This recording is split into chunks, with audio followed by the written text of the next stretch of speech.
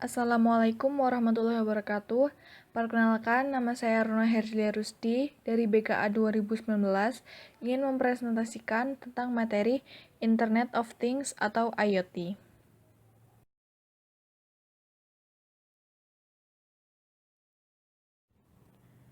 Internet of Things atau IoT adalah sistem perangkat komputasi yang saling terkait antara mesin mekanis dan digital, objek atau orang yang dilengkapi dengan pengenal unik, dan kemampuan untuk mentransfer data melalui jaringan tanpa memerlukan interaksi manusia ke manusia atau manusia ke komputer. Kemudian ada cara kerja IoT.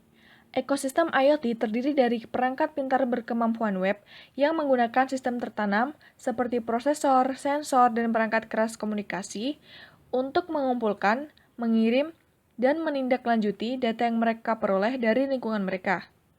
Perangkat IoT membagikan data sensor yang mereka kumpulkan dengan menghubungkan ke gateway IoT atau perangkat edge lain tempat data dikirim ke cloud untuk dianalisis atau dianalisis secara lokal. Nah, kemudian ada pentingnya IoT. Internet of Things membantu orang hidup dan bekerja dengan lebih cerdas, serta mendapatkan kendali penuh atas hidup mereka. Selain menawarkan perangkat pintar untuk mengotomatiskan rumah, IoT juga penting untuk bisnis. IoT memberi bisnis pandangan waktu nyata tentang bagaimana sistem mereka benar-benar bekerja, memberikan wawasan tentang segala hal, mulai dari kinerja dari mesin hingga rantai pasokan dan operasi logistik. Lalu ada model Internet of Things atau model IoT.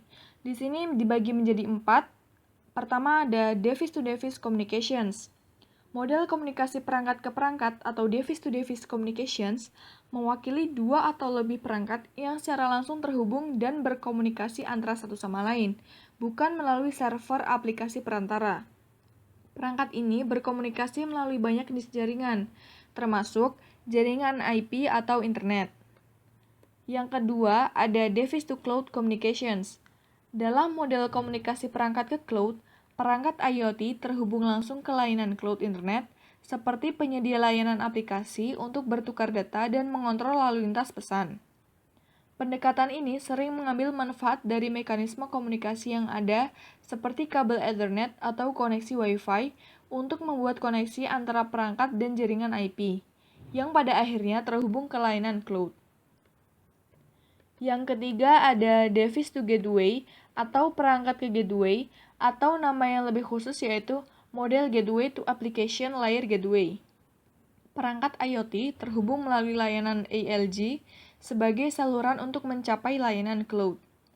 Dalam istilah yang lebih sederhana, maka terdapat perangkat lunak aplikasi yang beroperasi pada perangkat gateway lokal, yang bertindak sebagai perantara antara perangkat dan layanan cloud dan menyediakan keamanan dan fungsionalitas lain seperti menerjemahkan data atau protokol.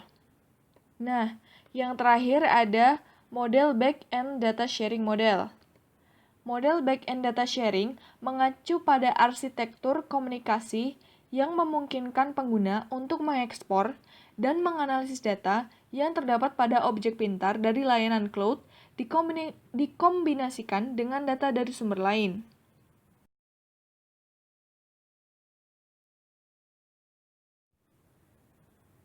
Lalu ada manfaat IoT bagi organisasi. Yang pertama, memantau proses bisnis mereka secara keseluruhan, meningkatkan pengalaman pelanggan, menghemat waktu dan uang, meningkatkan produktivitas karyawan, mengintegrasikan dan menyesuaikan model bisnis, membuat keputusan bisnis yang lebih baik, dan menghasilkan lebih banyak pendapatan. IoT mendorong perusahaan untuk memikirkan kembali cara mereka mendekati bisnis mereka dan memberi mereka alat untuk meningkatkan strategi bisnis mereka. Kemudian ada keunggulan IT. Kemampuan untuk mengakses informasi dari mana saja dan kapan saja di perangkat apa saja. Komunikasi yang lebih baik antara perangkat elektronik yang terhubung. Mentransfer paket data melalui jaringan yang terhubung, menghemat waktu dan uang. Dan mengotomatiskan tugas yang membantu meningkatkan kualitas layanan bisnis dan mengurangi kebutuhan akan intervensi manusia. Ada juga beberapa kelemahan IoT yang meliputi dengan bertambahnya jumlah perangkat yang terhubung dan semakin banyak informasi yang dibagikan antar perangkat, potensi peretas dapat mencuri informasi rahasia juga dapat meningkat. Kemudian, perusahaan pada akhirnya mungkin harus berurusan dengan sejumlah besar atau mungkin bahkan jutaan perangkat IoT dan mengumpulkan serta mengelola data dari semua perangkat tersebut dan akan menjadi sebuah tantangan. Lalu, jika ada bugs di sistem, kemungkinan setiap perangkat yang terhubung akan rusak. Dan yang terakhir, karena tidak ada standar kompatibilitas internasional untuk IoT, perangkat dari produsen berbeda, sulit berkomunikasi satu sama lain.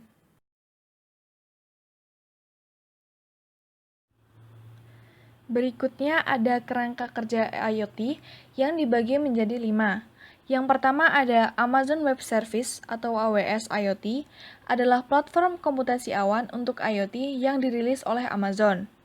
Kemudian ada Arm-based IoT, adalah platform untuk mengembangkan aplikasi untuk IoT berdasarkan microcontroller ARM.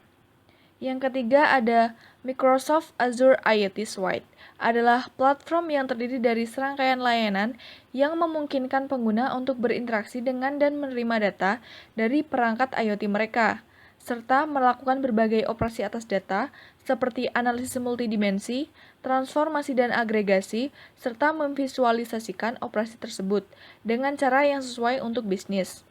Yang keempat ada Brillo atau Wave Google, adalah platform untuk implementasi cepat aplikasi IoT. Platform ini terdiri dari dua tulang punggung utama, yaitu Brillo dan OS berbasis Android untuk pengembangan perangkat berdaya rendah yang disematkan, dan Wave, protokol komunikasi berorientasi IoT yang berfungsi sebagai bahasa komunikasi antara perangkat dan cloud. Yang terakhir ada Calvin, adalah platform IoT open source yang dirilis oleh Ericsson yang dirancang untuk membangun dan mengelola aplikasi terdistribusi yang memungkinkan perangkat untuk berbicara satu sama lain. Kemudian ada aplikasi IoT. Ada banyak aplikasi dunia nyata dari Internet of Things, mulai dari IoT konsumen dan IoT perusahaan hingga IoT manufaktur dan industri. Nah, di sini dibagi menjadi 6. Yang pertama ada di segmen konsumen. Misalnya, rumah pintar yang dilengkapi dengan termostat pintar, peralatan pintar, dan pemanas terkoneksi, penerangan dan perangkat elektronik yang dapat dikontrol dari jarak jauh melalui komputer dan smartphone. Yang kedua ada perangkat yang dapat digunakan dengan sensor, dan perangkat lunak dapat mengumpulkan dan menganalisis data pengguna, mengirimkan pesan ke teknologi lain tentang pengguna dengan tujuan membuat hidup pengguna lebih mudah dan nyaman. Yang ketiga ada perangkat yang dapat digunakan untuk keselamatan publik, misalnya meningkatkan waktu respon responden pertama selama keadaan darurat dengan menyediakan rute yang dioptimalkan ke suatu lokasi atau dengan melacak tanda vital pekerja konstruksi atau petugas pemadam kebakaran di lokasi yang mengancam jiwa. Yang keempat, dalam perawatan kesehatan, IoT menawarkan banyak sekali manfaat, termasuk kemampuan untuk memantau pasien lebih dekat menggunakan analisis data yang dihasilkan.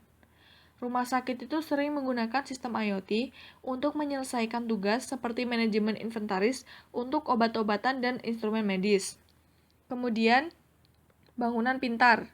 Itu misalnya, seperti mengurangi biaya energi menggunakan sensor yang mendeteksi berapa banyak penghuni dalam sebuah ruangan.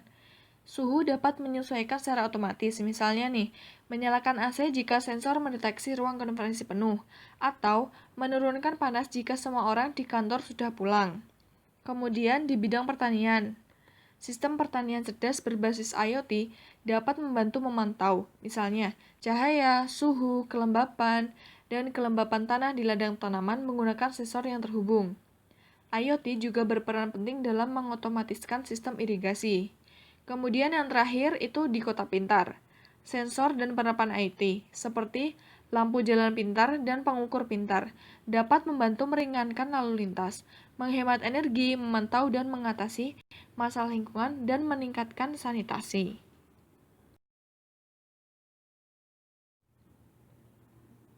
Yang terakhir ada masalah keamanan dan privasi IoT.